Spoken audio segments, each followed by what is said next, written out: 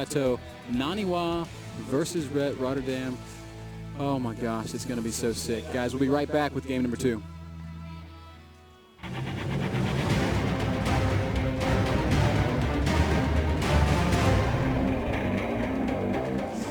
Alright guys, welcome back with perhaps the last game of this weekend, but I secretly hope we're going to see a lot more, not because I am biased towards Protoss or Nani, because of course Ret is Dutch as well, but I just want to see more games, certainly between these two guys. So let's hope Nani will be able to at least win on Shakur's Plateau, which is of course, well, a reasonable Protoss map to say the least. Oh yeah, I agree. I think Shakur's Plateau is very hard for Zerg.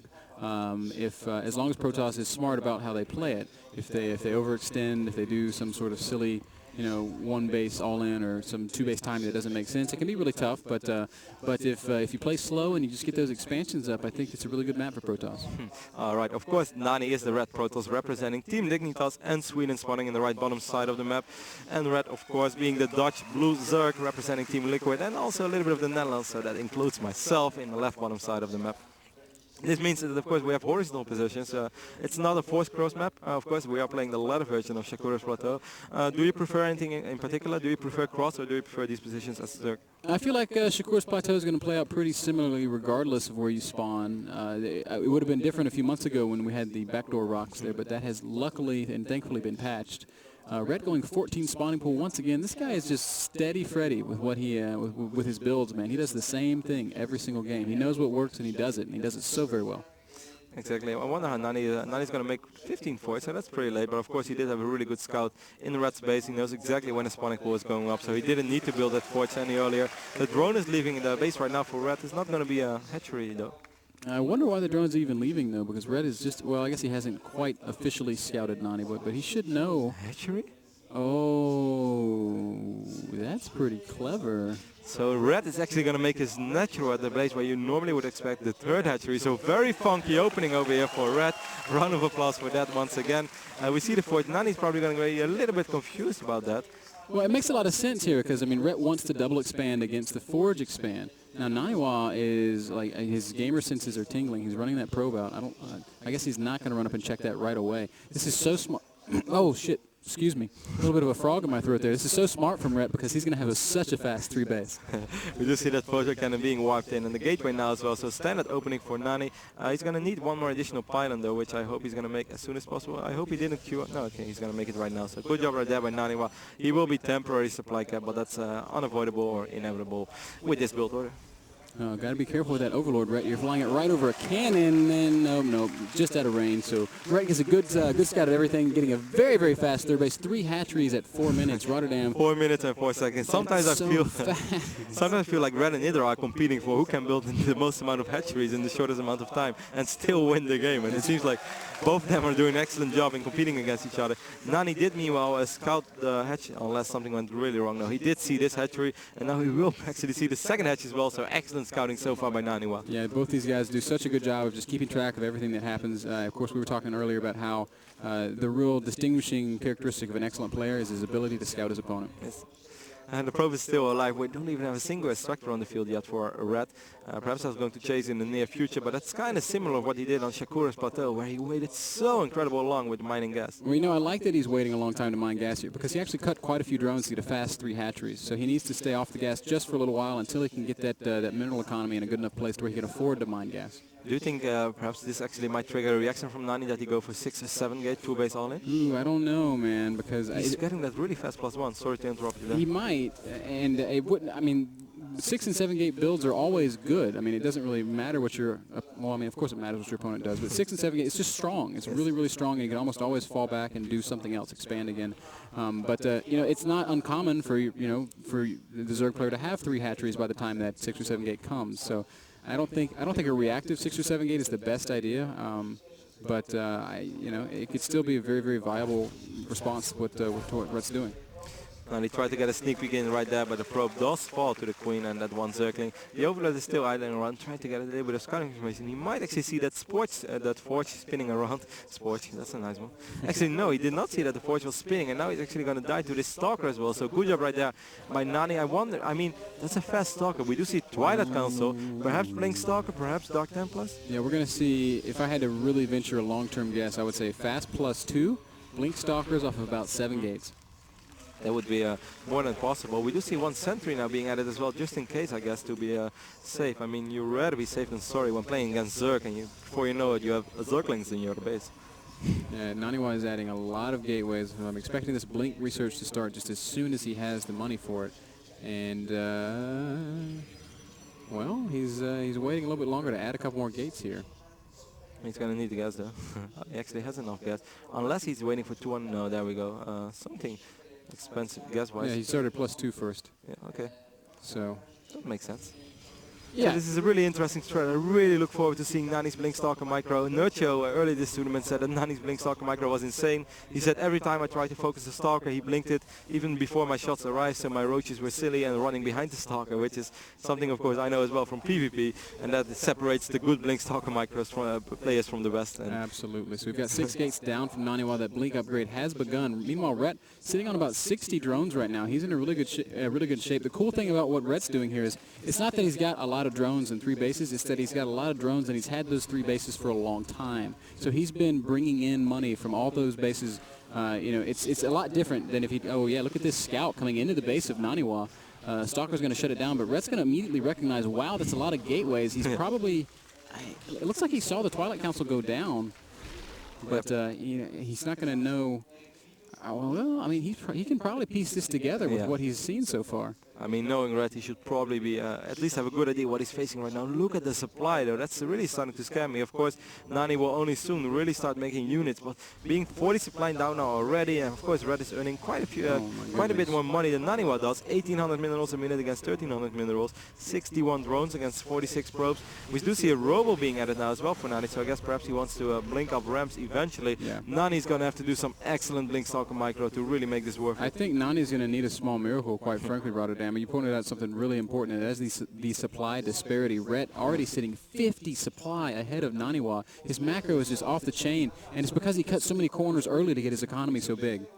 Yeah, but often when you see a Protoss fast expanding, that's actually something you can do, because you know that the warp gate technology is going to be a lot later.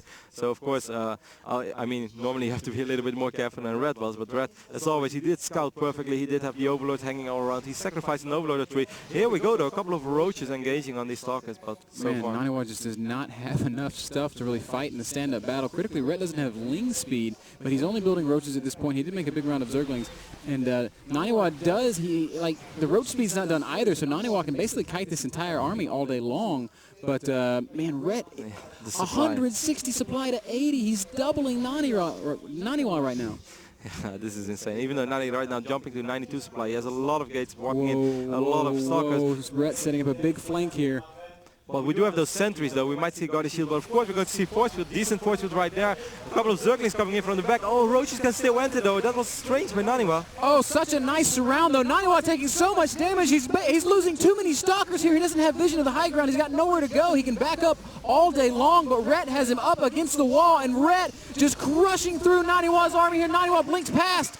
And wow, he will get out of there with a few units, but Ret doing so much damage. 72 supply for Protoss, 160 for Zerg. There's still 8 more roaches on the way. We already have 1-0 up for Ret. He's researching 2-0 right now, or +2 or +4, I guess it is for roaches, since they get a lot more than Stalkers do. We have still a couple of Stalkers on the field for Naniwa. Only 82 supply. Look at all these roaches right now, just running straight into the main base of Naniwa. Wow, I just don't think Naniwa's got enough. Ret just basically rallying across the map, up the ramp of Naniwa. The Protoss army just melting underneath these massive roach numbers, and Ret crushing through Naniwa's natural right now. So many roaches right now at the natural right here from Naniwa. We still see Naniwa doing his absolute best. That's actually a very nice choke right there, but it doesn't matter. Naniwa says GG, congratulations.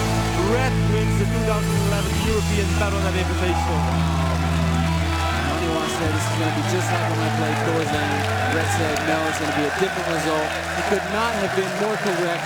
2-0. Ret is the 2011 European Battle.Net Invitational champion. Wow, that is a mouthful. Everyone in the audience is on their feet, chanting Ret, clapping, cheering. Oh my God, Rotterdam, this has been such an incredible tournament. It really has been, and this is so incredible as well from Ret. I mean, this is already the second international tournament that Ret wins. Roughly 4, 5, 6 months ago, he won the Assembly in Finland, which was good, but I would say that this season being $10,000 for Ret, and of course, the ticket to BlizzCon. Oh my gosh, he is so happy. He's just all smiles right now. I'm so proud. So proud of my friend Ret. He's such a great player and such a great guy. And there's not a nicer dude in StarCraft. And man, so talented. It's insane. Like recently, he's just been looking so sharp. He played very, very well at MLG. Most recent one, Anaheim. He played very well there, getting eliminated, only losing games to Koreans, in fact. So, you know, right now, Ret is looking very much like the strongest non-Korean player in the world. Well, yeah, that would be perhaps not very fair to Hawk because he didn't have a chance to compete. You're right. But yeah, other than that, I 100% agree with you. Ret has been absolutely amazing. Well, I think this is going to be it for us. Of course, we're going to have interviews on stage. We're going to have a prize ceremony, so don't tune out as of yet. But this might actually be the last time that we are on there. So I'd say let's have a little goodbye speech. Goodbye speech indeed. Thanks so much for watching, guys. I'm Mr. Bitter. My co-host is Rotterdam. You can check us out on Twitter at Mr. Bitter TV and at Rotterdam08, if I am not mistaken. Yes. And we're going to go get the interview from the players now. Thanks so much, guys. We'll catch y'all next time. Definitely. Thanks, everyone, for tuning in. See you. See ya.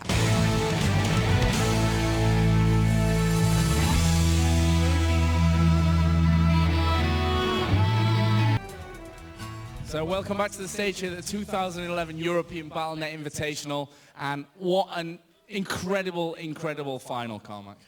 What can I say? Ret is a beast.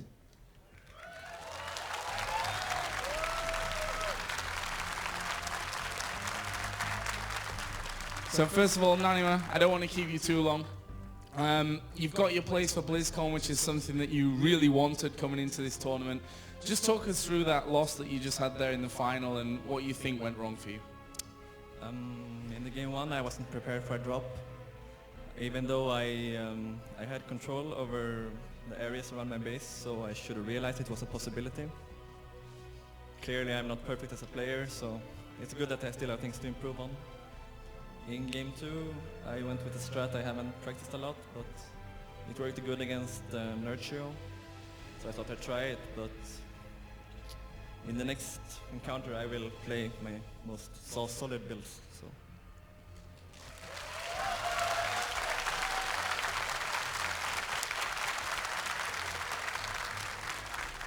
Ja wiem, że jesteście dziećmi Reta, ale on ma was tak zapamiętać po takich marnych oklaskach.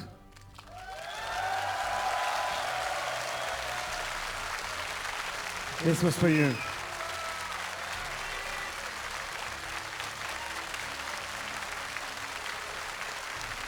Naniwa, congratulations on second place. No? We'll see you at BlizzCon. There you can have your revenge. Naniwa!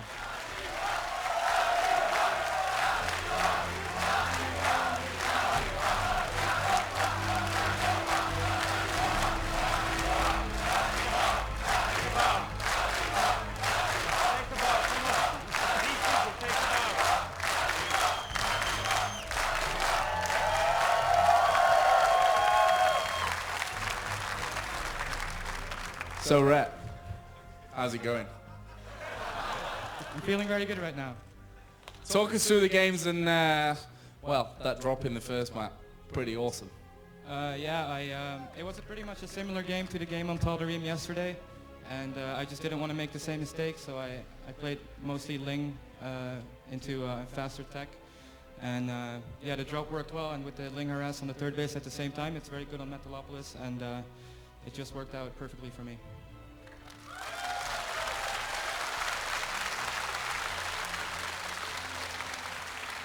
Ret, do you see all these children of Ret?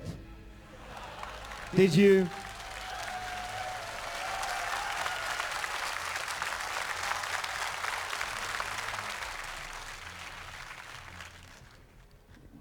Did you feel their support as the Overmind, and how did it influence you? Well, to be honest, I was very surprised coming here. You know, I haven't played that much on the European server or European tournaments, but from the beginning everybody's been cheering for me, so it really made me feel very good about this tournament, and I want to thank the Polish people for their support.